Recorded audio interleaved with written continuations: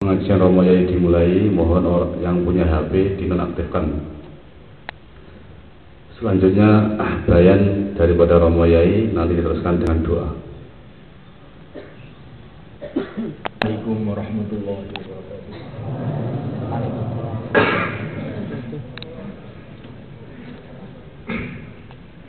Innal hamdalillah nasta'inuhu wa nastaghfiruhu wa nu'minu bihi wa natawakkalu alayhi wa na'udzu bihi min shururi anfusina wa min sayyiati a'malina. Man yahdihillahu fala mudilla lahu wa man yudlil fala hadiya lahu. أشهد أن لا إله إلا الله وحده لا شريك له وأشهد أن سيدنا ومولانا وحبيبنا محمدا عبده ورسوله اللهم صل وسلم وبارك عليه وعلى آله وأصحابه والتابعين لهم بإحسان إلى يوم الدين أما بعد.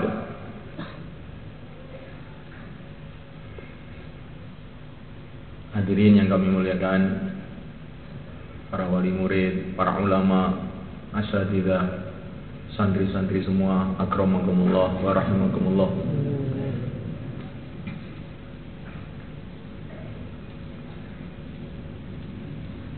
Betul-betul kita bersyukur kepada Allah SWT atas kehadiran bapak-bapak, ibu-ibu dari tempat-tempat yang jauh,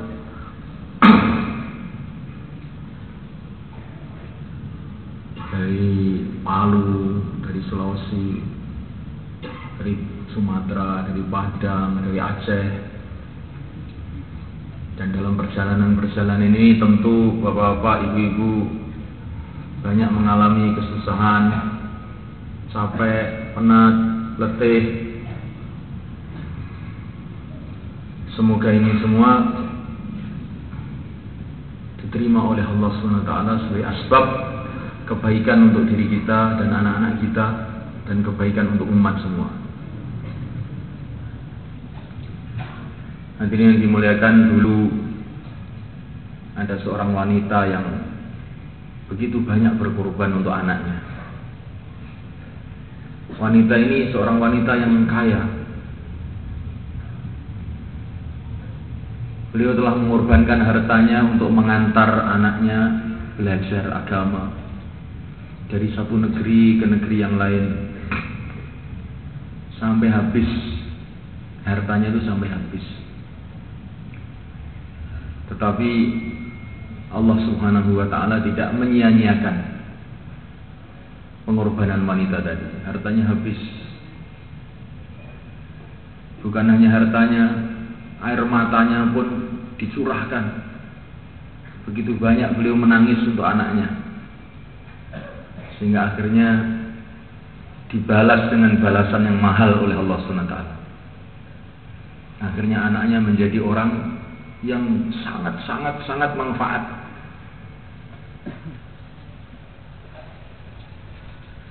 Yang namanya anaknya itu tidak asing di telinga kita, yaitu Muhammad ibnu Ismail al-Bukhari radhiyallahu ta'ala anhu. Muhammad ibnu Ismail al-Bukhari ini, Imam Bukhari ini yatim, tapi ibunya ini begitu banyak berkorban doa untuk anaknya, sehingga anaknya ini menjadi orang yang begitu mulia di sisi Allah dan di sisi umat, sehingga tidak ada ulama, tidak ada pelajar agama, bahkan tidak ada umat Islam satupun di dunia ini yang tidak ambil manfaat dari Imam Bukhari. Mesti seluruh dunia ini tanpa kecuali mesti pernah ambil manfaat dari ilmu-ilmunya Imam Bukhari. Seorang ulama tidak dikatakan ulama kalau belum pernah membaca kitab Bukhari.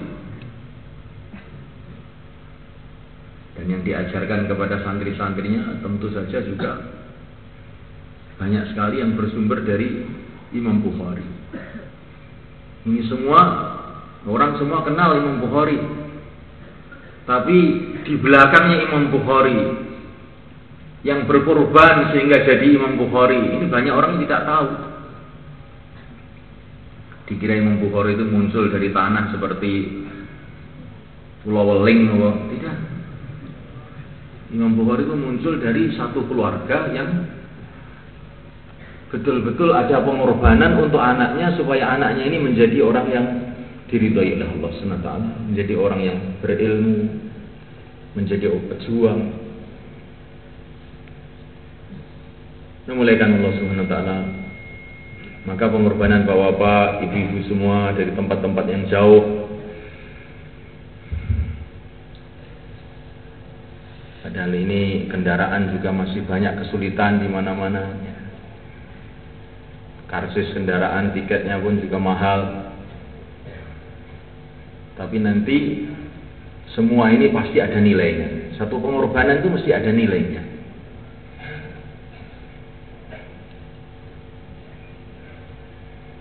Tidak cukup anak itu pandai ya mereka. Perlu pengorbanan.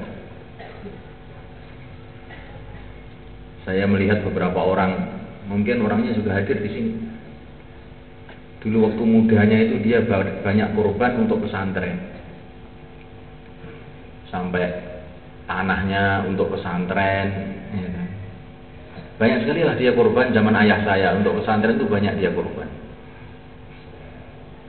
Masya Allah, akhir-akhirnya pada masa tuanya anak-anaknya jadi alim semua, punya pesantren akhirnya. Ternyata tidak dirugikan oleh Allah SWT. Tidak dirugikan. Dan ini saya melihat seperti itu tuh banyak gitu, orang-orang seperti itu. Ini muliakan Allah SWT, orang yang korban untuk agama ini akan dibayar oleh Allah. Akan dibalas oleh Allah SWT di dunia ini sebelum akhirat. Nah, muliakan Allah Subhanahu wa taala. Nah, kadang-kadang ini ada beberapa orang ini anaknya ini secara zahir sudah bagus, belajar dengan baik, bahkan sudah hafid Quran. Tahu-tahu mandek ini anaknya. Macet di tengah jalan tuh macet, sudah nggak bisa didorong, nggak mau, ditarik nggak mau, terus begeget nggak mau. Ini ada apanya? Padahal orang tuanya juga ada kemampuan.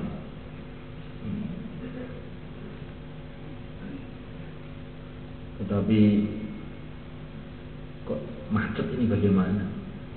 Sebetulnya terus terang saja saya mau bilang sama orang tua yang mengeluh kepada saya ini, bagaimana anak saya ini kok macet, sudah hafid Quran macet, sudah dikasih uang pokoknya ya nggak mau, pokoknya saya ini sudah nggak mau belajar tuh nggak mau, titik dah.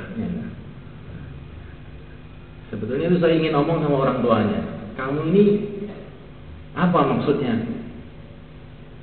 anak disuruh belajar ini?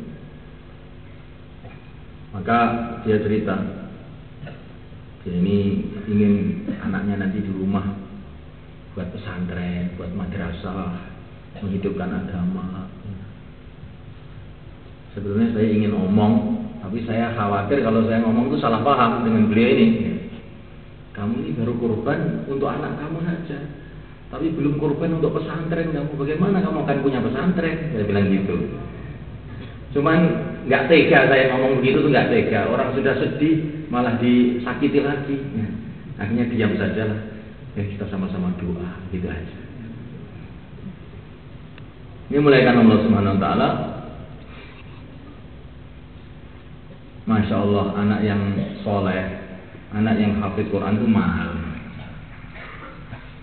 Sebagaimana yang kita baca dalam Fadailul A'mal,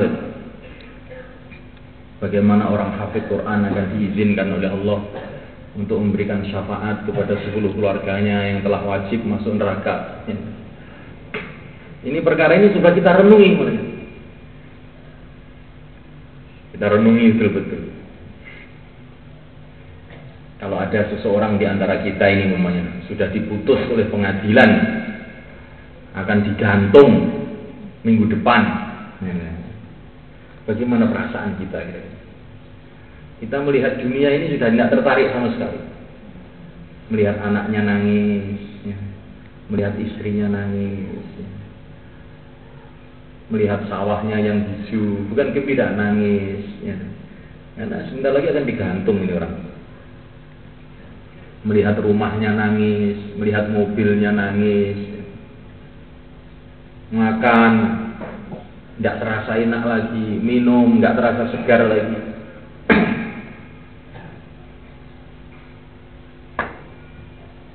Subhanallah, tiba-tiba ada berita. Tiba-tiba ada berita, pengadilan telah merubah keputusannya, kamu bebas, nggak jadi digantung. Kayak apa kira-kira gembiranya itu melihat?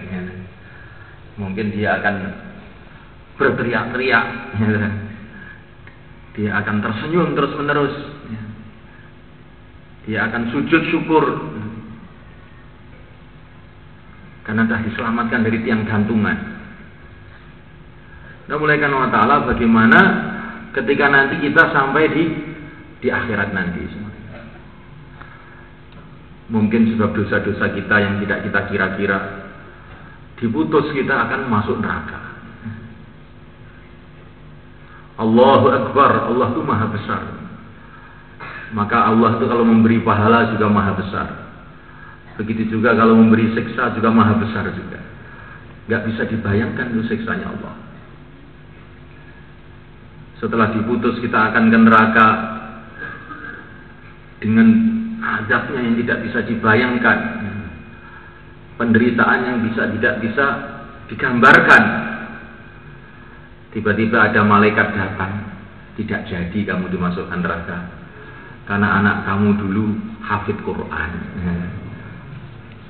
Waktu itu semulaikan Allah Ta'ala mungkin kita akan berteriak, oh ternyata saya dulu kurang syukur. Syukuran saya, anak saya jadi hafid Quran itu kurang betul dulu. Menyesal saya. Umpama saya bisa kembali ke dunia, saya akan syukuran lagi. Tapi sayang, kadang-kadang wali murid itu anaknya itu khatam Quran, ini pun nggak datang ini. Orangnya wali muridnya nggak datang. Enak-enak mencangkul di rumah. Ini kan jenenge kan gak patut syukur ini wong ngene iki. Semoga Allah ampuni kita semua. Semoga Allah ampuni kita semua. Orang yang berhasil, orang yang senantiasa kenikmatan itu ditambah-tambah oleh Allah, itu adalah orang yang bersyukur. Sampai ada, saya pernah mendengar seorang ulama di India itu cerita itu lucu. Ini ceritanya seorang raja zaman dulu. Anaknya dikirim ke pesantren. Dan anaknya ini, otaknya ini memang lemah sekali. Otaknya itu sangat lemah nih anaknya. Hanya dikirim ke pesantren, ke satu ulama besar di sana pada zamannya. Sudah lama, bertahun-tahun, nggak ada yang masuk itu ilmu yang dipelajari itu nggak ada yang masuk. Akhirnya sang raja ini datang ke pesantren untuk menengok anaknya. Kiainya pun juga sudah hatinya sudah nggak enak. Apa yang akan saya katakan nanti sama tuan raja ini? Anaknya bertahun-tahun di sini, nggak tahu apa-apa. Tetapi begitu datang, maka datang nggak menemui kiainya, anaknya dipanggil. Maka raja tadi bilang sama anaknya, nah, kamu belajar di pesantren beberapa tahun ini sudah dapat ilmu apa? Maka anak tadi diem merenung, nggak jawab-jawab. Kamu dapat ilmu apa? Coba ceritakan sama saya. Maka setelah merenung lama, tiba-tiba muncul dari mulutnya, Pak, saya dapat ilmu Pak di sini. Ilmu apa? Orang yang haid tidak boleh sholat. Jadi selama belajar beberapa tahun itu yang nyantol cuma satu itu dok. Bab haid satu masalah saja. Orang haid tidak boleh sholat. Tetapi aneh mulai kan, ayahnya ini langsung merangkul anaknya ini. Masya Allah nak, Kamu sudah dapat ilmu itu, nak? Iya. Saya bersyukur kepada Allah. Kamu sekarang sudah tahu sebagian dari ilmu agama. Katanya ayahnya ini. Ayahnya gembira. Ayahnya ini pandai bersyukur. Orang itu kadang-kadang orang banyak tahu tapi jarang yang pandai bersyukur. Raja tadi itu memandang itu, Masya Allah, ini ilmu besar. Orang tidak, kalau haid tidak boleh sholat, ini kan ilmunya Nabi, dari Allah juga. Ya. Ini ilmu besar ini. Ya. Karena ini dari Nabi dari Allah SWT. Maka setelah kejadian itu semula kan, ya, tiba-tiba otaknya anak ini berubah. Yang tadinya itu sudah beku sama sekali, tiba-tiba itu jadi encer otaknya itu. Sebab syukurnya orang tuanya. Sehingga akhirnya beliau jadi orang alim juga. Ini diceritakan bagaimana kita ini kalau anak kita belajar agama, walaupun berapa hasilnya, mesti kita hargai. Nah, mulaikan Allah SWT. Kemarin saya waktu keluar di Sulawesi itu jumpa satu jamaah dari Malang. Satu jamaah itu punya gelar doktor, belajar di Australia. Saya tanya, Pak, belajar apa di Australia? Belajar mengenai serangga, katanya. Mengenai serangga, Masya Allah. Itu serangga itu dipelajari apanya, Pak? Saya nggak paham. Kalau serangga dipelajari, yang dipelajari apanya? Itu saya mempelajari mengenai amalan-amalan serangga itu. Jadi bukan serangganya itu sendiri, amalannya serangga itu yang dipelajari. Serangga itu kalau pagi apa yang dikerjakan, sore apa yang dikerjakan, malam apa yang dikerjakan. Kalau beranak bagaimana, kalau membuat rumah bagaimana, macam-macam lah begitu. Nah terus maksudnya untuk apa? Maksudnya nanti serangga-serangga ini bisa digunakan untuk pertanian. Jadi kalau umpamanya pertanian di Temboro ini ada hama apa gitu, dicarikan serangga yang musuhnya hama itu, sehingga nggak perlu disemprot sama obat-obatan yang membahayakan.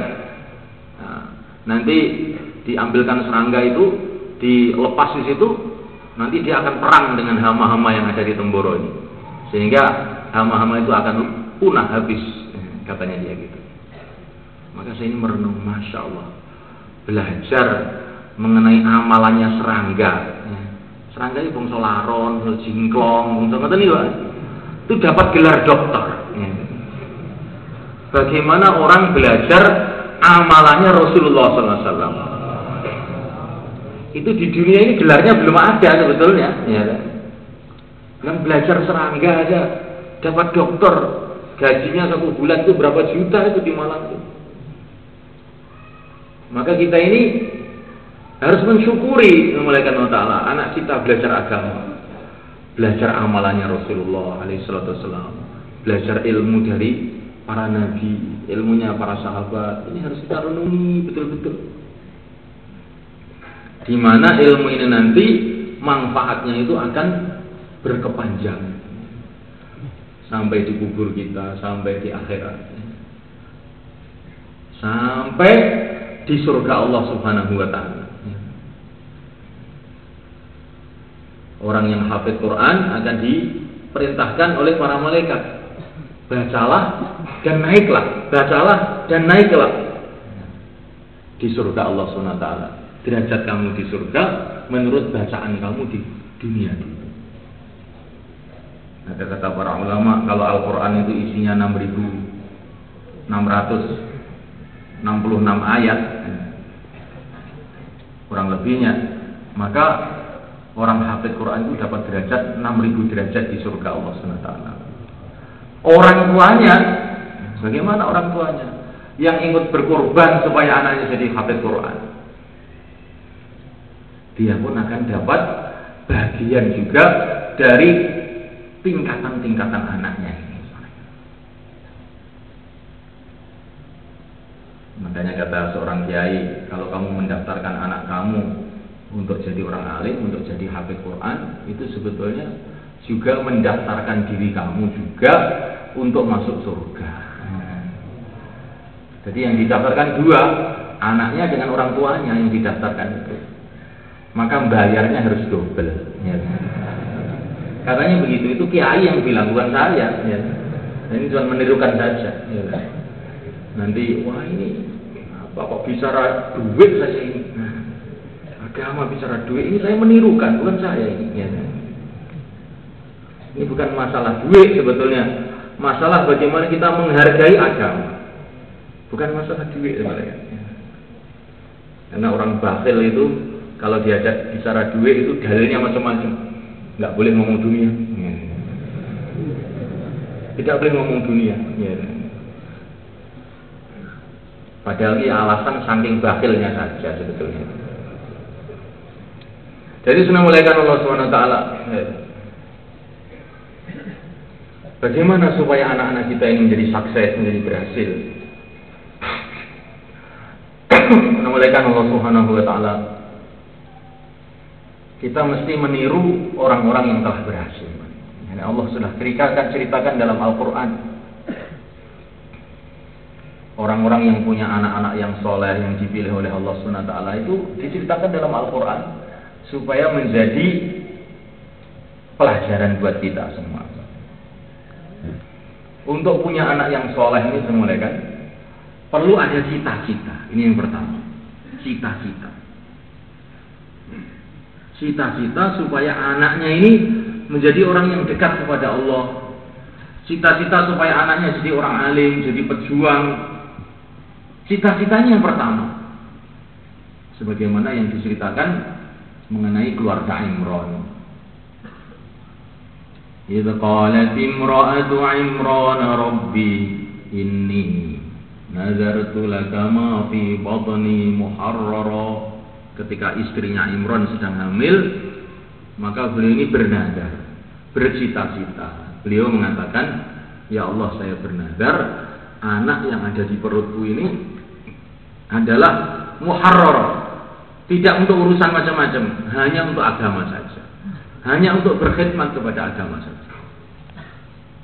Dan waktu itu istrinya Imran itu berharap-harap anaknya itu laki-laki. Tapi ternyata pikirannya itu anak saya laki-laki nanti untuk berkhidmat ke Masjidil Aqsa. Tapi ternyata lahir perempuan. Rabbi inni wada'tuha untha wallahu a'lamu bima wada'at walaysa dzakaru kal untha. Sehingga waktu lahir perempuan itu, ini istrinya Imran ini agak kecewa. Wah, kok perempuan? Padahal ini saya harap laki-laki yang akan berkhidmat di Masjidil Aqsa. Tapi karena niatnya ini sudah bersih, niatnya itu sudah diterima oleh Allah. Istrinya Imran itu niatnya itu sudah benar, anaknya itu untuk agama, dan niatnya ini sungguh-sungguh, sehingga niatnya itu diterima oleh Allah. Fataqabbalaha rabbuha. Niatnya sudah diterima oleh Allah. Maka ketika niatnya diterima oleh Allah, Masya Allah, hal-hal yang kelihatannya mengecewakan akhirnya menjadi sangat menggembirakan. Anak yang lahir yang kelihatannya itu mengecewakan karena cita-citanya ibunya anaknya laki-laki, ternyata perempuan. Tapi ternyata perempuan ini tidak seperti perempuan biasa. Ini perempuan yang luar biasa. Kemudian anaknya ini dikasih nama Maryam. Maryam itu maknanya yang taat kepada Allah. Memuliakan Allah Subhanahu wa taala. Akhirnya Maryam ini begitu diberkati oleh Allah Subhanahu wa taala. Di antara keberkahan yang Allah berikan kepada Maryam, fa'ambataha nabatan hasana. Pertumbuhannya itu bagus sekali. Pertumbuhannya bagus sekali. Sebab niatnya ibunya, anaknya hanya untuk agama, akhirnya pertumbuhan anak ini bagus sekali. Sehingga baru umur beberapa bulan, kepinterannya, kecerdasannya sudah seperti beberapa tahun. Ini yang pertama. Kemudian yang kedua, Allah menggerakkan orang-orang soleh untuk mendidik Maryam. Wama kunta ladaihim idh yulquna aqlamahum ayyuhum yakfulu Maryam. Ulama-ulama Bani Israel itu pada berebut ingin mendidik Maryam. Gak ada yang mau ngalah. Saya aja yang mendidik, saya aja yang mendidik. Sampai akhirnya Nabi Zakaria pun ikut berebut juga. Saya aja yang mendidik, gak ada yang mau ngalah. Akhirnya dibikin undian. Nah, akhirnya yang lulus dalam undian itu adalah Nabi Zakaria alaihissalam. Jadi senang malaikat wa ta'ala karena niat ibu yang diterima oleh Allah, Allah menggerakkan orang-orang soleh untuk mendidik anak.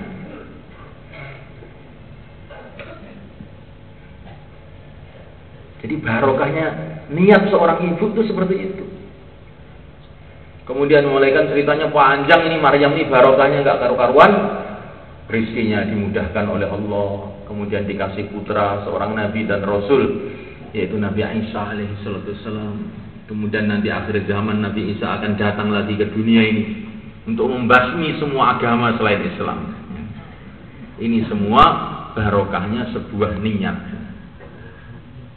Nah, kita ini niatnya itu yang mantap, kita ini dalam mendidik anak kita itu niatnya yang mantap. Jangan ada keraguan-raguan. Wah, nanti kalau ngaji tok bagaimana anak saya?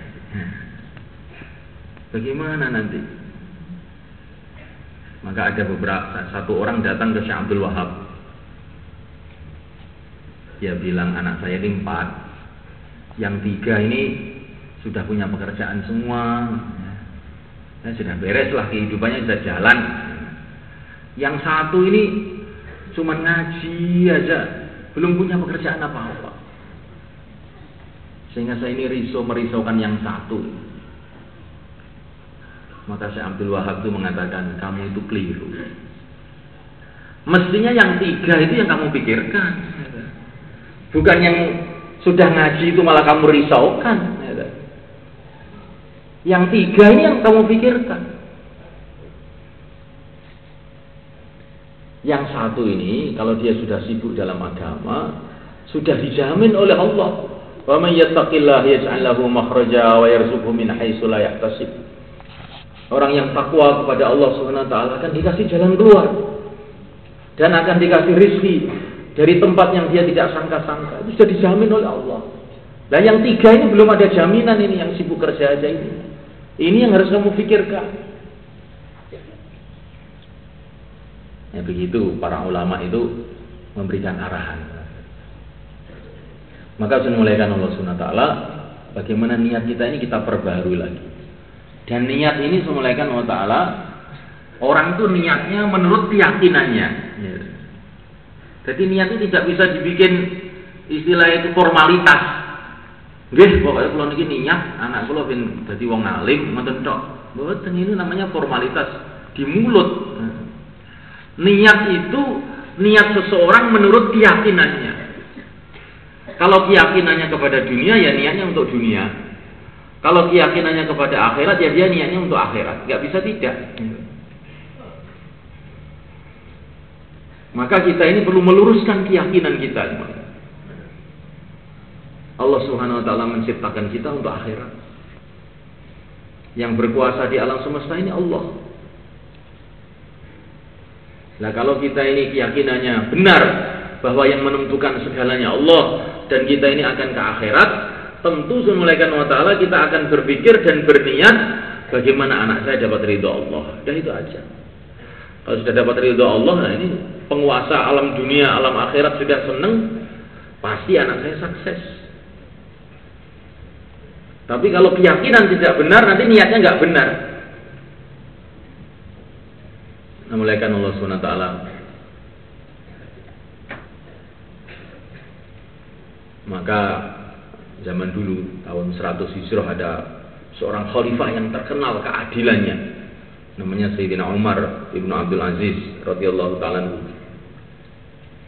Beliau ini waktu menjadi khalifah selama 2,5 tahun, beliau ini Masya Allah ya, mengorbankan segalanya untuk agama. Beliau ini khalifah ya.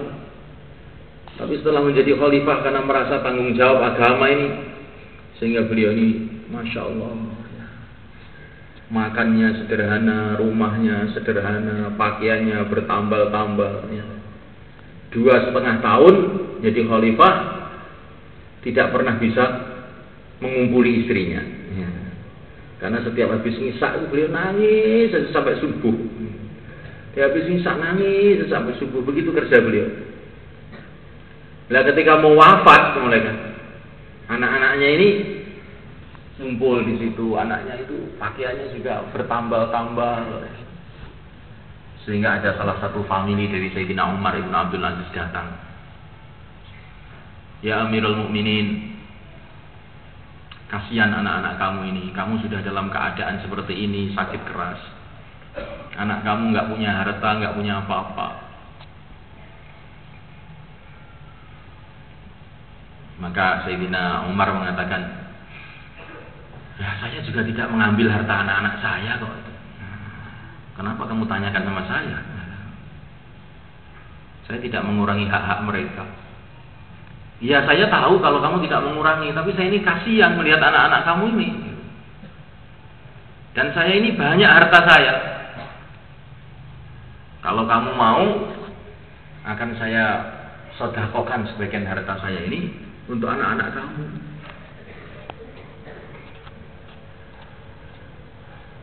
Maka Sayyidina Umar mengatakan, nggak usah. Loh, ini untuk anak-anak kamu. Kok nggak usah bagaimana? Anak saya ini cuma ada 2 kemungkinan, kata beliau. Ini sudah sakaratul maut, itu masih bahaya mereka. Ya. Kalau orang itu mikirnya agama ya, sudah sakaratul maut masih bisa nasihati orang. Ya. Tapi kalau nggak ada pikir agama ya masih sehat sudah nggak bisa bicara agama. Nah oleh karena Allah, maka Sayyidina Umar mengatakan, anak saya ini ada 2 kemungkinan. Pertama kali kemungkinannya dia ini jadi orang yang tidak mengamalkan agama. Kemungkinan yang kedua dia menjadi orang yang mengamalkan agama, orang yang soleh. Kalau dia ini menjadi orang soleh setelah saya mati ini, itu sudah dijamin dalam Al-Quran. Wallahu yatawallas sholihin. Allah nanti akan memelihara mereka, menjaga mereka, mengurus mereka. Sudah dijamin oleh Allah. Kalau anak saya soleh sudah dijamin oleh Allah. Lah kalau anak saya ini tidak soleh, untuk apa saya membekali orang yang tidak soleh katanya? Nanti malah untuk maksiat nanti. Sudah biarin aja anak saya begitu. Sudah saya serahkan kepada Allah. Akhirnya beliau wafat. Tapi setelah ditinggal wafat ini aneh. Anaknya yang tadinya itu ketika Sayyidina Umar masih hidup tuh kelihatannya itu memelas ya, miskin. Tapi begitu Sayyidina Umar wafat berubah kehidupannya. Semua jadi orang-orang yang kaya-kaya semua. Sehingga mereka ini kalau sedekah kadang-kadang sekali sedekah 100 unta, 100 kuda. Padahal waktu ditinggal ayahnya itu mereka itu memelas ya, dalam keadaan kekurangan, kemiskinan. Bismillahirrahmanirrahim ta'ala. Jadi kita ini harus punya keyakinan sebagai orang tua itu. Kalau anak saya ini takwa, kalau anak saya ini amal agama, nanti kita akan sukses. Jangan anaknya itu malah ditarget, digembosi. Ya, le ngaji tok yo ora cukup le, wong iki perlu mangan barang. Kuwi jenenge gembosi gitu. Ora mung gembosi nyepot ban ngoten niku jenenge. Di anak yang sudah semangat, bertungkus rumus, menghafalkan Al-Quran, ngaji siang malam, ya. Malah sampai di rumah ketemu ayahnya itu mendengar kata-kata itu yang gembosi. Ya. Ngaji tok ya cukup ya. Ini betul-betul orang yang tidak bersyukur mereka. Namun Allah Ta'ala, seorang telah datang kepada Nabi, ya Rasulullah, Saya ini punya saudara mencari ilmu aja, ngaji aja, nggak mau kerja. Ya, sedangkan yang urusan kehidupannya itu ya saya yang tanggung jawab akhirnya. Maka Nabi mengatakan la'allaka turzaqu bihi. Kamu itu dikasih rizki oleh Allah itu mungkin karena kamu itu mau membantu saudara kamu yang cari ilmu itu. Jadi jangan kamu itu merasa terbebani karena membiayai saudara kamu yang mencari ilmu itu. Kamu itu dikasih rizki oleh Allah itu karena kamu membantu saudara kamu yang cari ilmu itu.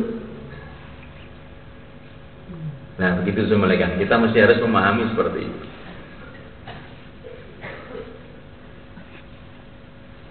Karena orang yang membantu, orang yang berjuang, pasti nanti Allah Subhanahu wa taala itu akan membalas juga, ya, akan membalas juga dengan keberkahan rizkinya.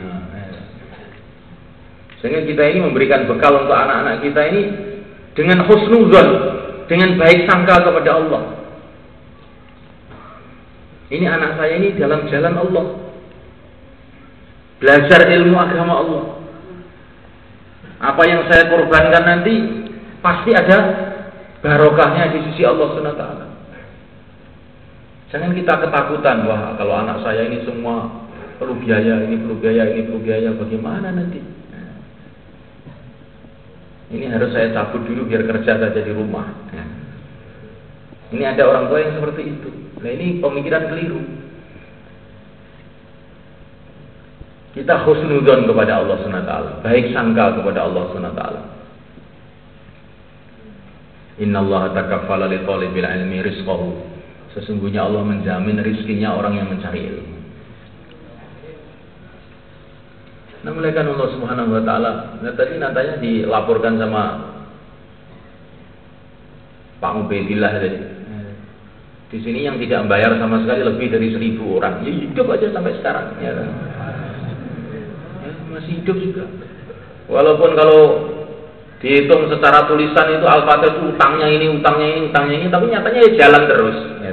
Ya makan semua santri itu ya. Ustadznya juga makan semua.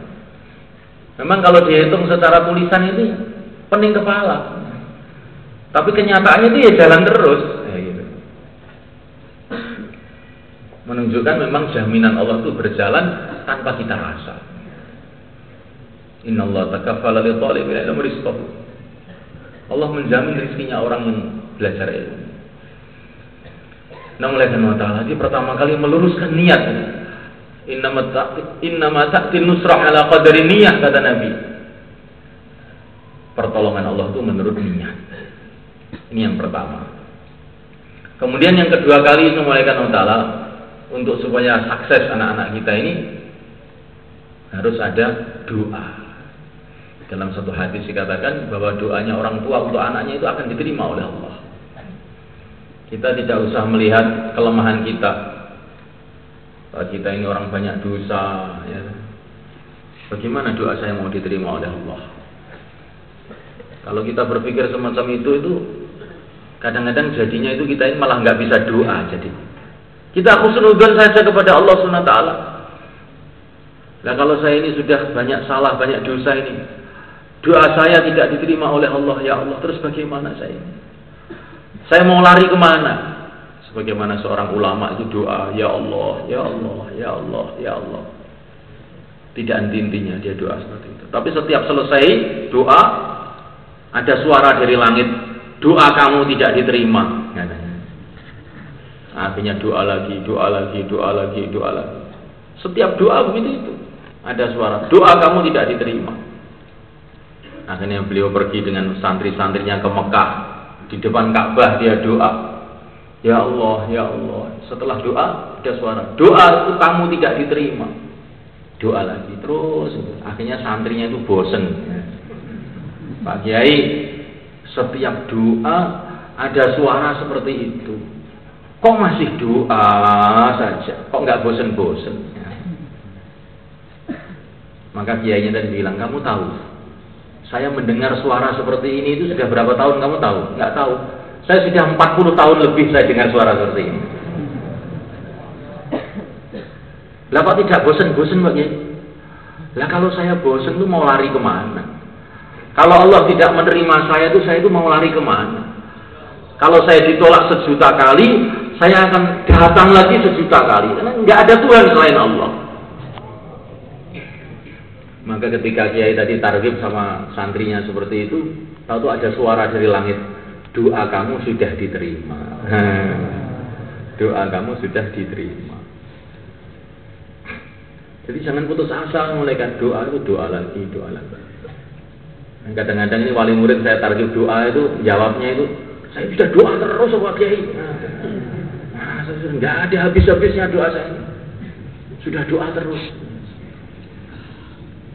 Ya kurang, doamu cek kurang gitu. Doa terus lagi dan lagi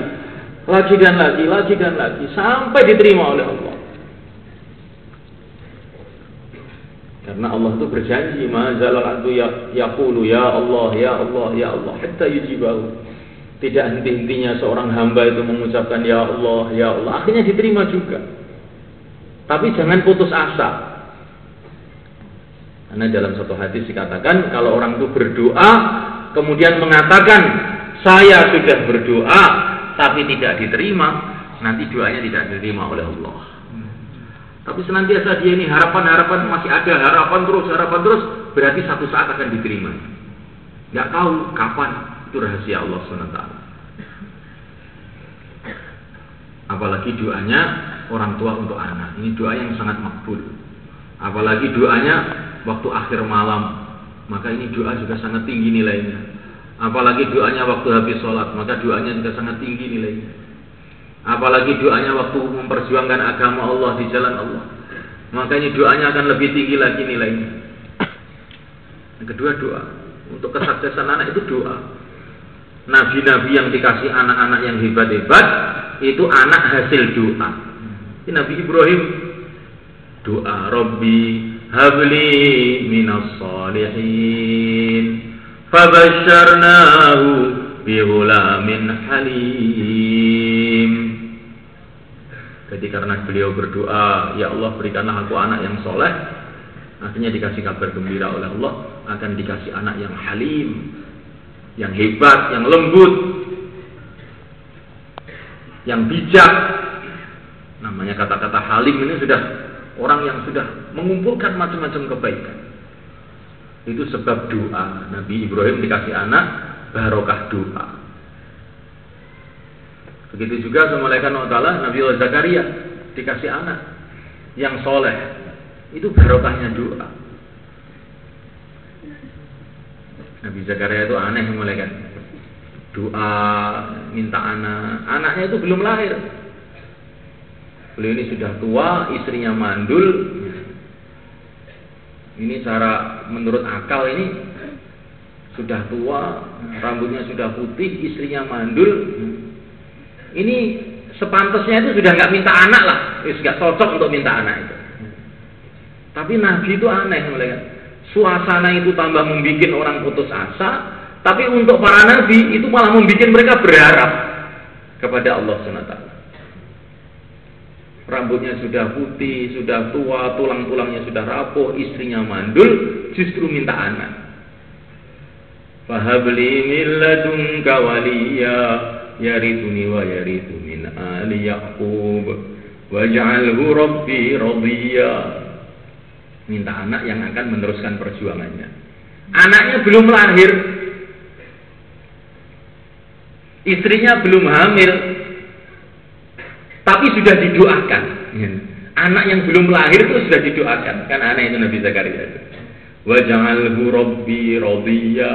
Ya Allah, anak yang akan Engkau berikan kepada aku itu jadikanlah anak yang diridhoi. Jadi anaknya belum lahir sudah didoakan. Masya Allah. Maka para ulama-ulama dulu itu bilang pada santri-santri, walaupun kamu belum punya anak, tapi doa supaya anak yang soleh. Ya. Nanti kalau kamu banyak doa untuk punya anak yang soleh, insya Allah dikasih istri yang solihah. Ya. Begitu juga wanita. Ini biasanya ini kalau sudah khatam Quran ini biasanya ini banyak doa ini biasanya itu. Ya. Masya Allah. Karena sering saya mendengar para ulama itu wanita itu selamatnya itu di dunia, amannya di dunia ini kalau ada dua hal. Yang pertama kali kalau dia ini punya suami yang soleh.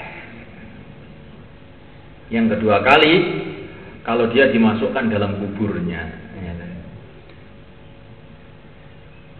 Jadi wanita itu maknanya kalau dia tidak punya suami yang soleh dan gawat betul gitu. Keselamatannya hanya dalam kuburnya saja. Maka wali-wali murid yang punya putri-putri ini berpikir betul. Pertimbangan mencari menantu itu yang soleh.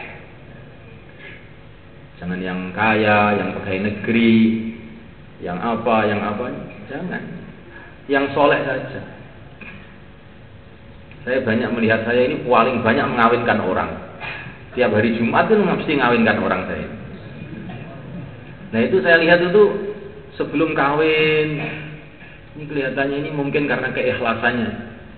Sebelum kawin itu macam jalan-jalan itu buntu, tapi setelah kawin malah banyak kemudahan-kemudahan. Itu banyak yang seperti itu. Juga banyak yang sebaliknya. Setelah kawin malah amburadul juga banyak. Itu mungkin karena niat perkawinannya itu tidak pas. Gitu. Akhirnya setelah kawin malah amburadul. Nah, mulaikan Allah Subhanahu wa taala. Jadi yang kedua doa. Dan doa ini terus menerus mulaikan. Terutama dalam waktu-waktu istijabah. Waktu-waktu ijabah habis sholat, waktu sahur, waktu haji, waktu umroh, di depan Ka'bah. Itu Nabiullah Ibrahim setelah membangun Ka'bah bersama Nabi Ismail, kemudian doa kepada Allah Subhanahu wa taala. Rabbana waj'alna muslimaini laka wa min dzurriyyatina ummatan muslimatan lak wa arina manasikana wa tub alaina. Nabi Ibrahim setelah membangun Ka'bah doa untuk anak cucu. Akhirnya anak cucunya menjadi orang-orang yang hebat-hebat yang diridhoi oleh Allah.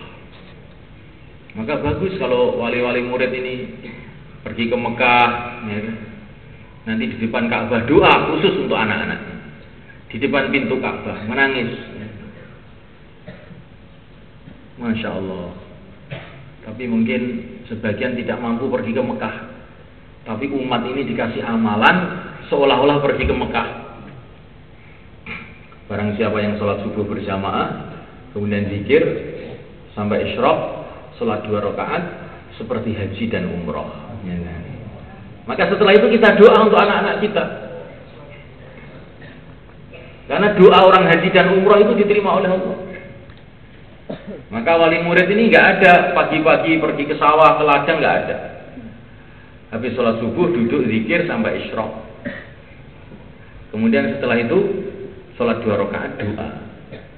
Doa yang pertama doa untuk dirinya, untuk anak-anaknya. Ya Allah, aku titipkan anak-anakku kepada Engkau ya Allah.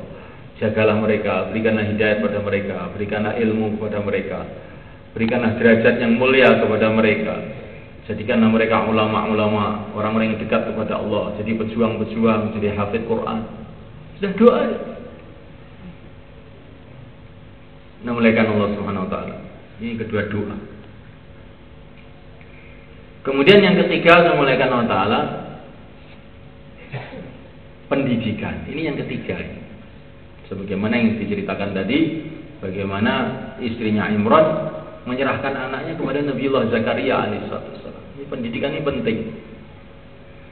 Nah, pendidikan ini perlu kerjasama antara semua pihak, wali murid, santrinya, juga guru-gurunya. Guru-gurunya harus ada sifat seperti Nabi Zakaria, mengajar anak-anak itu dengan penuh semangat sampai minta diundi. Ya, dan Nabi Zakaria itu mau mendidik Maryam itu sampai ikut undian. Jadi penuh dengan semangat mendidik. Gurunya penuh dengan semangat mendidik. Bukan ya kalau mau saya ajar ya alhamdulillah, kalau nggak mau ya sudah. Ya. Itu guru yang begini, guru yang tidak berhasil. Guru itu harus mewarisi guru yang diceritakan dalam Al-Quran, Nabi Zakaria itu. Mengajar itu dengan penuh kesemangatan. Memuliakan Allah Subhanahu wa taala. Kemudian wali muridnya juga kerjasama dalam bagaimana pendidikan ini bisa berjalan. Di antaranya memuliakan Allah Subhanahu wa taala, bagaimana kita bisa menjaga waktu-waktu yang telah ditentukan ini. Jadi program di sini ini memuliakan pesantren kita ini programnya adalah 8 tahun minimalnya itu. Sampai kelas 8. Dan setelah kelas 8 ini dimohon itu untuk yang laki-laki dimohon untuk keluar di jalan Allah belajar berjuang 1 tahun. Setelah itu balik lagi ke pondok, khidmat untuk ngajar di pondok 1 tahun. Jadi genap 10 tahun. Kalau yang wanitanya setelah 8 tahun, kemudian khidmat minimal 1 tahun di pesantren. Supaya belajar memikirkan umat, belajar melayani umat, belajar mengajar. Maka diceritakan oleh para ulama, bahkan ini cerita dalam Al-Quran, bagaimana Nabiullah Musa alaihissalam ketika beliau mau diangkat jadi nabi dan rasul, mau diangkat jadi pejuang, maka beliau ini dimasukkan oleh Allah SWT dalam suasana perjuangan di rumahnya Nabi Syuaib alaihissalam selama 10 tahun. Nabi Musa itu datang ke rumahnya Nabi Syuaib. Oleh Nabi Syuaib dikasih tahu, saya akan mengawinkan kamu dengan salah satu anak saya ini. Tapi pakai syarat, kamu harus kerja di rumah saya 8 tahun paling sedikit. Kalau mau 10 tahun, kata Nabi Syuaib. Kalau kita pikir-pikirnya aneh sekali Nabi Syuaib. Masa mau ngawinkan anaknya aja, ini calon menantunya suruh kerja 10 tahun. Memuliakan Allah SWT. Ini bukan masalah pekerjaan kata para ulama. Ini maksudnya Nabi Syuaib itu supaya Nabi Musa ini ada kesiapan nanti untuk berjuang itu. Dia didudukkan dalam suasana perjuangan di rumahnya Nabi Syuaib. Sehingga kelak nanti dia ada kesiapan untuk berjuang. Maka begitu juga memuliakan Allah Ta'ala. Nanti anak-anak kita ini usahakan sampai Dauratul Hadis kelas 8. Setelah itu keluar jalan Allah, belajar dakwah 1 tahun. Setelah itu khidmat di pondok. Lalu insya Allah ada kesiapan dia untuk berjuang selanjutnya. Insya Allah kita niat lah ya. Kemudian Bapak wali-wali murid ini yang mungkin dari satu daerah itu cobalah berpikir, namanya orang Medan, orang Padang, berpikir untuk membuat pangkalan perjuangan untuk anak-anak kita. Pertama apa? Pertama, hidupkan masjid kita dengan amal masjid. Sehingga orang-orang kampung kita ini nanti ada rasa haus kepada agama, tahu nilai agama. Sehingga anak kita ini nanti kalau pulang, orang-orang kampung itu ada kesiapan untuk mendengar ilmu yang dia pelajari. Karena masjidnya sudah hidup amalan. Sehingga nanti hidup masjid-masjid itu akan meningkat lagi. Ada madrasah tahfidzul Quran di masjid ya. Masya Allah ada madrasah diniyah di masjid. Sehingga masjid-masjid nanti meningkat. Sehingga masjid nanti berubah seperti masjidnya Rasulullah SAW pada zaman hidupnya Nabi SAW. Masjid jadi pusat dakwah, jadi pusat ilmu, jadi pusat ibadah, dan jadi pusat pelayanan masyarakat. Nah, kemudian yang kedua, coba orang-orang yang dekat-dekat itu berpikir, barangkali bisa kerjasama membuat pesantren di sana. 10 orang, 20 orang bikin satu tempat di satu kampung untuk pangkalan anak-anak kita yang mau pulang itu. Sehingga nanti bisa membuat pesantren kecil-kecilan pertama, sehingga nanti akan lama-lama akan membesar juga. Sehingga di mana-mana tumbuh pesantren. Sekarang ini setiap kampung ada SD. Setiap kecamatan ada puskesmas. Ini pikirnya orang-orang ahli dunia. Lah orang ahli agama juga begitu. Setiap kampung ada masjid, setiap kampung ada musola, setiap kampung ada pesantren. Sehingga nanti akhirnya umat ini seperti zaman sahabat dulu, semuanya itu memahami agama. Dan kita yang memulai dapat pahalanya yang berterusan sampai hari kiamat insya Allah.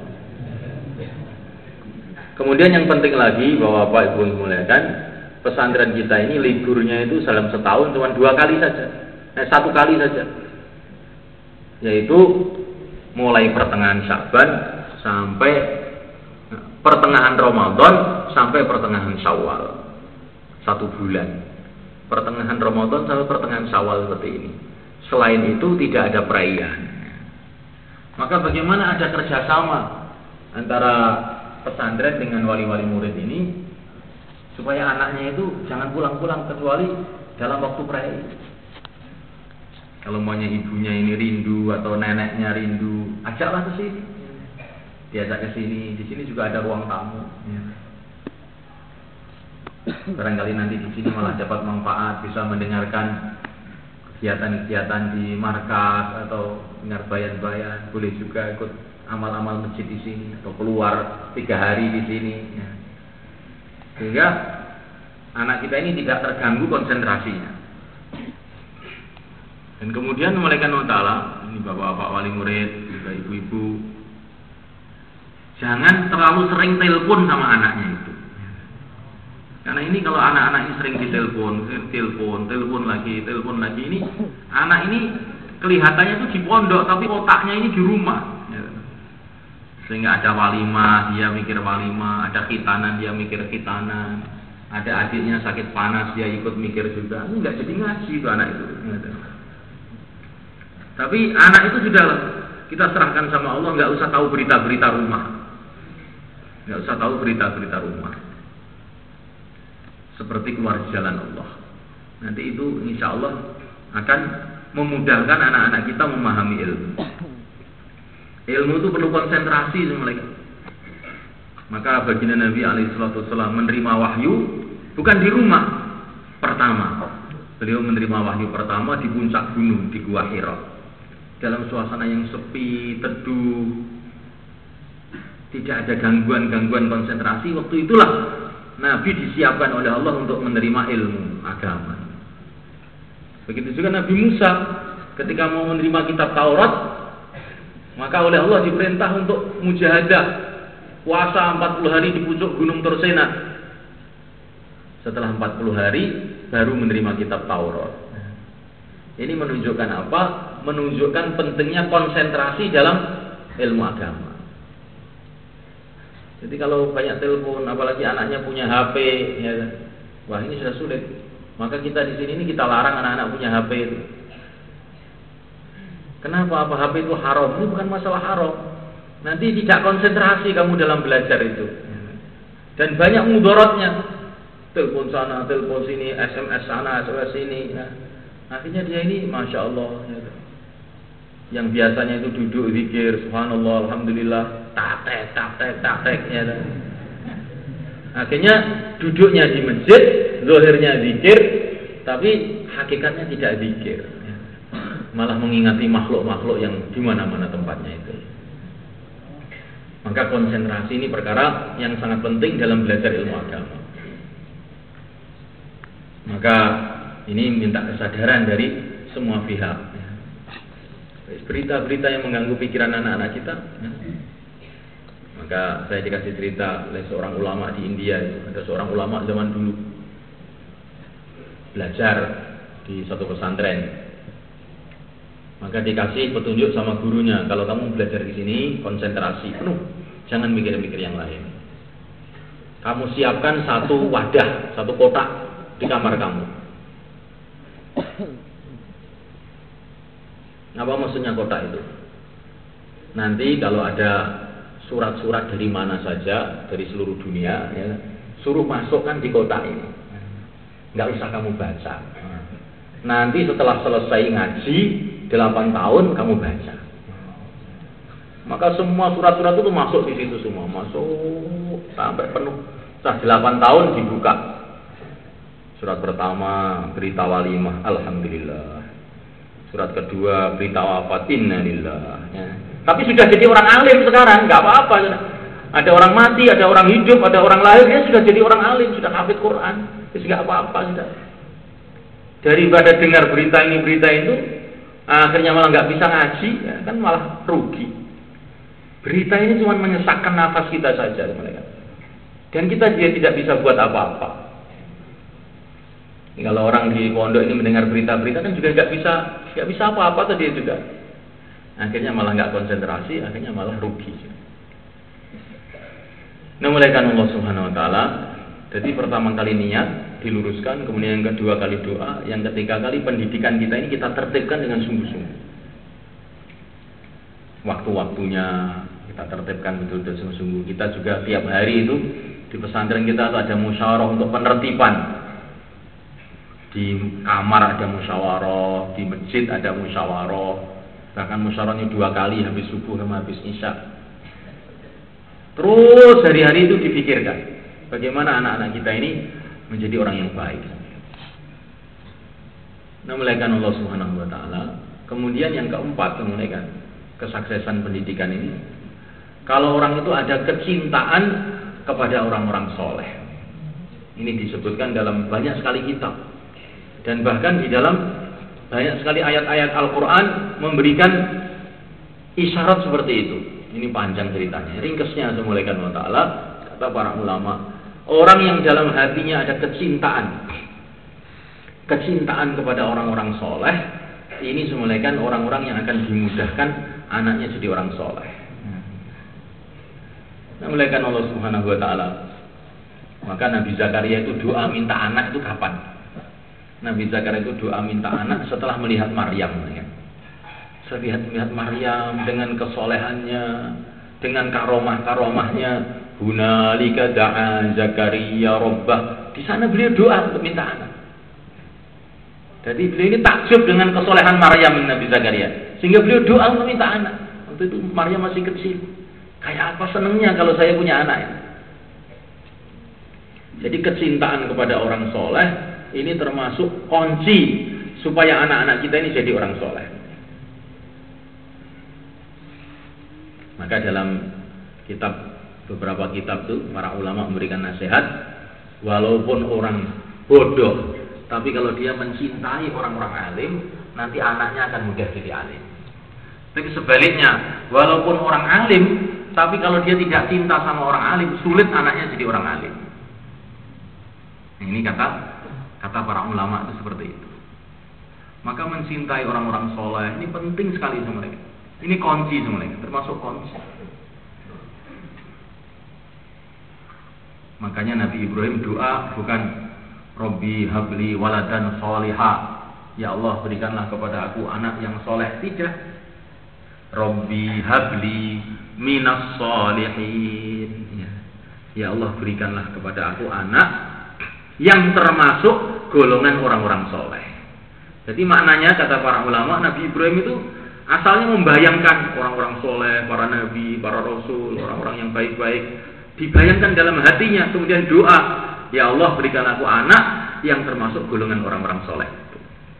Jadi doanya tadi didasarkan atas kecintaan, atas kecintaan. Saya itu ada punya kiai itu cerita sama saya, mau haji. Dia ini mau haji. Kemudian waktu zaman Belanda dulu ini. Waktu zaman Belanda, dia ini mau haji. Nah, ini adiknya ini juga haji. Terus kemudian anaknya gurunya juga haji. Akhirnya dia disuruh milih, kamu haji ikut rombongan adik kamu, apa ikut rombongan anaknya guru kamu? Disuruh milih sama kantornya itu. Nah, dia mikir, enggak. Saya mau haji dengan rombongan saja. Rombongan anak guru saya saja, orang Ngawi sana itu. Padahal itu orang Tenggoro dia. Sedangkan adiknya itu juga mau haji, tapi dia nggak mau ikut rombongan adiknya itu malah. Maka ditanya orang tadi, ya kenapa kamu milih ikut rombongan Ngawi sana? Lalu di Tenggoro juga kamu ada rombongan anak adik kamu juga mau haji. Maka dia bilang, ini demi kecintaan saya kepada guru saya, katanya. Dengan harapan nanti anak-anak saya itu jadi seperti guru saya. Kalau ikut rombongan adik itu kan hanya urusan keluarga saja. Ini saya ingin belajar mencintai orang-orang soleh. Akhirnya semulaikan Allah Ta'ala, dia haji bersama anak gurunya tadi. Dan ini haji semulaikan. Orang tadi akhirnya anak-anaknya itu banyak jadi orang alim. Jadi mencintai orang-orang alim ini semulaikan. Ini kunci. Jangan kita melihat keburukan dia. Keburukan dia urusan dia. Keburukan dia ini urusan dia. Tetapi kita melihat dari segi dia ini orang alim, dia ada ilmu agama. Kalau itu kita mencintainya, ini akan memudahkan kita untuk dikasih anak-anak yang alim, yang soleh. Maka anak itu dididik untuk taat sama gurunya itu. Masya Allah. Ini waktu beberapa tahun yang lalu, ini 17 tahun yang lalu, ya, atau 18 tahun yang lalu. Saya itu mau kawin, mau kawin. Ini saya cerita ini. Itu oleh ayah saya itu, kamu kawin harus minta restu dengan guru-guru kamu. Nah, waktu itu guru-gurunya sudah pada meninggal semua, kecuali di Mas Syekh di Nizamuddin sana waktu itu. Maka oleh ayah saya itu saya disuruh beli tiket 5 juta waktu itu datang ke Nizamuddin khusus minta restu mau kawin itu saja. Masya Allah. Akhirnya berkah anaknya 10. Ya, dan ini masih mau tambah lagi. Ya, itu ayah saya itu mendidik itu begitu, menjaga hubungan baik dengan orang-orang tua, dengan guru-guru, dengan para ulama itu sampai urusan yang kecil-kecil itu dibicarakan dengan para masyayikh ini Nizamuddin. Sampai program-program pondok ini pun semua saya laporkan ke masyayikh ini Nizamuddin. Pelajaran bahasa Arabnya, pelajaran ini semua saya bawa ke Nizamuddin. Dan nyatanya itu dengan cara begitu, walaupun para masyayikh ini juga paling kalau dilaporin juga, ya semoga berkah, cuma gitu tok. Paling sak kalimah saja juga. Kadang-kadang saya enam dulu ada lagu, ya gitu tok, nggak ditambah apa-apa. Tapi itu saya rasakan dengan kita ini hubungan dengan orang-orang tua, dengan para ulama-ulama, mendatangkan macam-macam kebaikan yang tidak dikira-kira. Maka ini pentingnya apa itu wali murid itu memahami perkara ini, jangan malah bertentangan dengan pesantren itu. Kadang-kadang anak itu mau pulang, izin sama saya mau pulang, izin pulang. Oh jangan, kamu belum waktunya pulang kamu ini, di sini aja. Akhirnya dia laporan sama orang tuanya, musyawarah dengan orang tuanya. Barangkali kalau yang mengizinkan, yang mintakan izin ini ayahnya, barangkali boleh. Ya. Akhirnya ayahnya didatangkan, ibunya didatangkan, ya. Suruh mintakan izin. Nah akhirnya kiainya nggak berkutik sudah, ya monggo kemauan, ya. Saya ngamini saja. Ya. Nah masa suruh bertengkar dengan orang tuanya ini? Ya. Nah ini santri begini, ini santri adu jago ini, ya. Jangan ustadznya diadu dengan orang tuanya, ya. Tapi bagaimana wali murid ini sepikir, sejalan dengan guru-gurunya sebenarnya. Waktu dulu itu saya tuh suka ke Madura, ke Batu Ampar kan.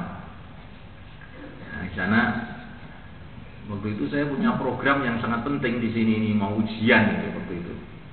Tapi oleh salah satu kiai Madura itu saya ditahan. Kamu jangan pulang, di sini aja.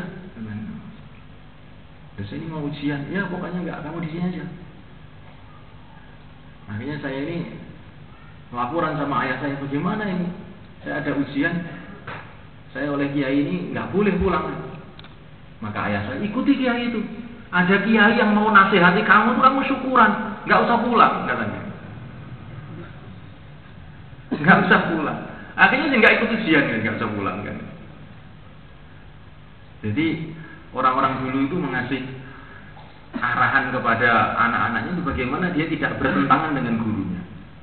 Karena orang itu kalau sudah sudah bertentangan dengan gurunya, kadang kitab hikam itu dikatakan, orang itu kalau sudah bertentangan dengan gurunya nggak bisa dididik. Sehingga sampai ulama-ulama mutasawwifin itu mengatakan, uququl ustad la taubata lahu. Katanya, orang itu kalau sudah durhaka dengan ustadznya nggak bisa tobat. Loh, kok aneh betul? Wong durhaka dengan Allah aja bisa tobat kok. Kok durhaka dengan ustadz nggak bisa tobat, ini bagaimana ini? Iya. Ini maksudnya dari segi pendidikan. Orang ini kalau sudah menentang ustadznya, ini lama-lama dia punya kebiasaan seperti itu sehingga nggak bisa dididik, maksudnya begitu. Maka kita ini harus mengarahkan anak-anak kita ini untuk mencintai guru-gurunya, ustadz-ustadznya, masya Allah, ini perkara yang penting.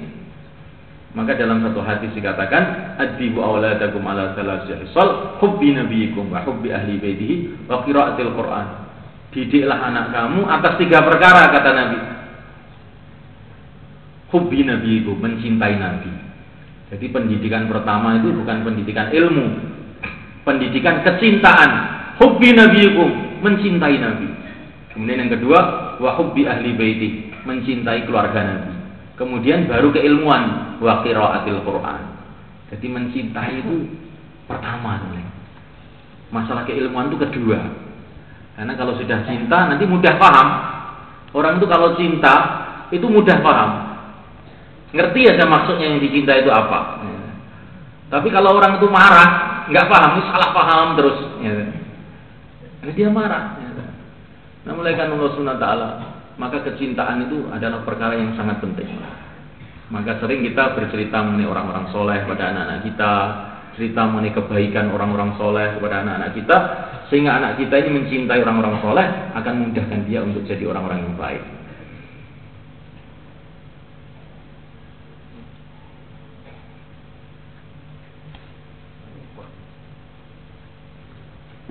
Ini ada pesan dari Maulana Ubaidillah ini untuk wali-wali murid ini, supaya kalau ngirim uang anaknya itu jangan kepada anaknya langsung, tetapi melalui pos dan langsung ke kantor, supaya nanti memudahkan pengaturan-pengaturan di sini.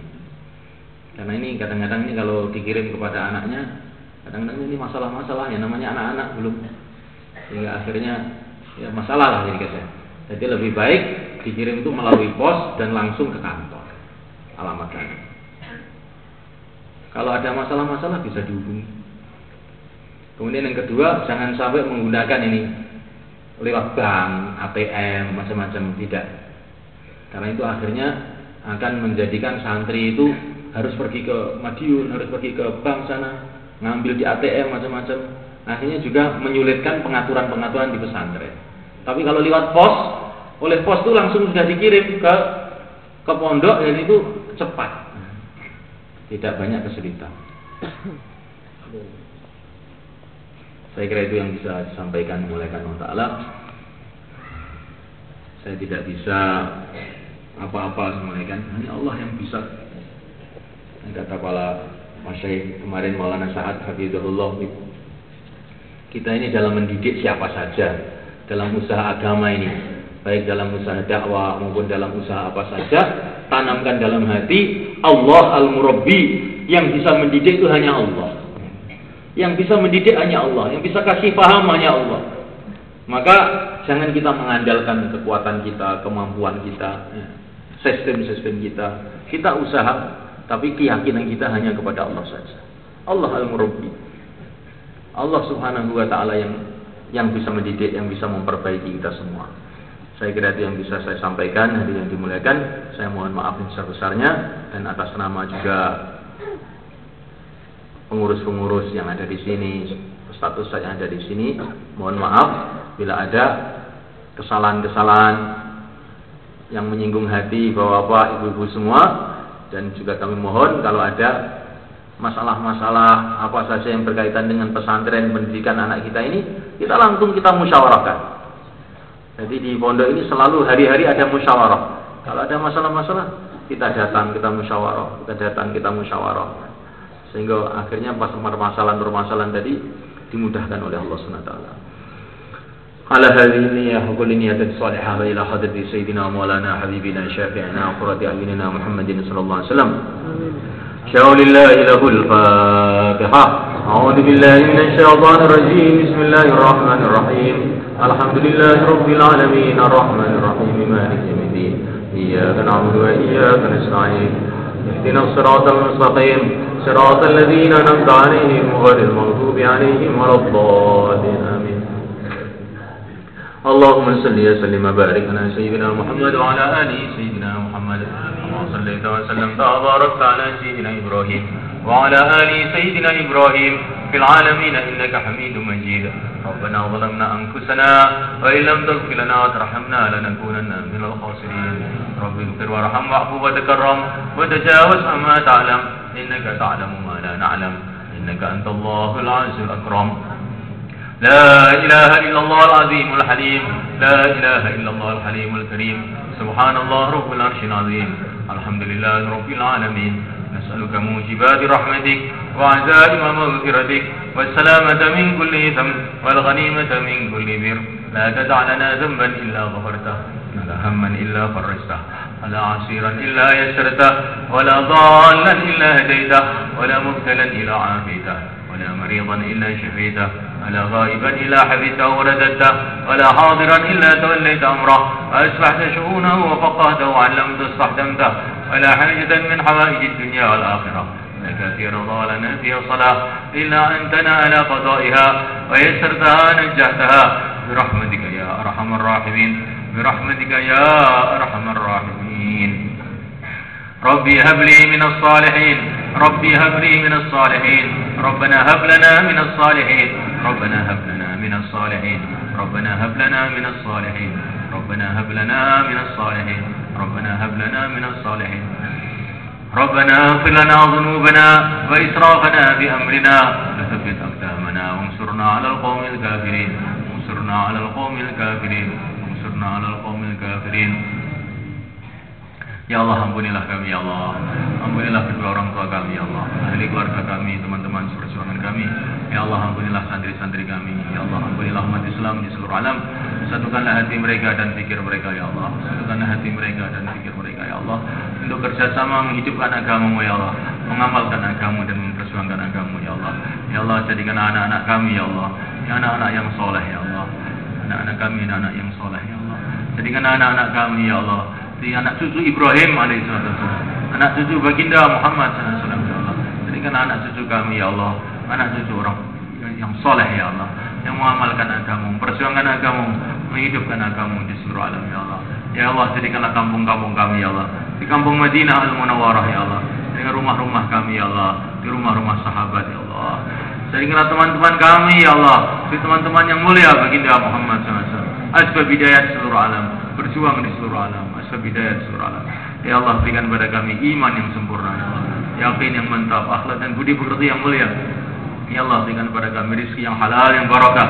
Ya Allah, berikan kepada kami ya Allah keturunan-keturunan yang saleh ya Allah, mengamalkan agama, memperjuangkan seluruh alam ya Allah. Ya Allah, turunkanlah hidayah di seluruh alam ya Allah, mudahkanlah hidayah di seluruh alam ya Allah, kekalkanlah hidayah di seluruh alam ya Allah. Jadikanlah kami semua asbab hidayah seluruh alam ya Allah. Jadikanlah kami semua asbab hidayah seluruh alam ya Allah. Jadikanlah kami semua asbab hidayah seluruh alam ya Allah. Ya Allah, jadikanlah pertemuan kami ini ya Allah, pertemuan yang penuh dengan keberkahan ya Allah. Dan jadikanlah perpisahan kami setelah pertemuan ini ya Allah, perpisahan yang dijaga, yang penuh dengan rahmat ya Allah. Ya Allah, turunkanlah hidayah di seluruh alam ya Allah. Ya Allah, kumpulkanlah kami dengan yang mulia ya Allah, baginda Muhammad SAW di surga Firdaus ya Allah, tanpa hisab, tanpa adab ya Allah.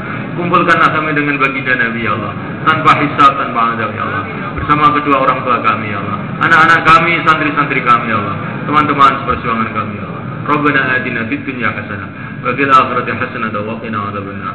Wa sallallahu alaihi wasallam wa baraka ala sayyidina maulana Muhammad wa ala alihi wa sahbihi ajma'in. Alhamdulillahirabbil alamin. Al-Fatihah.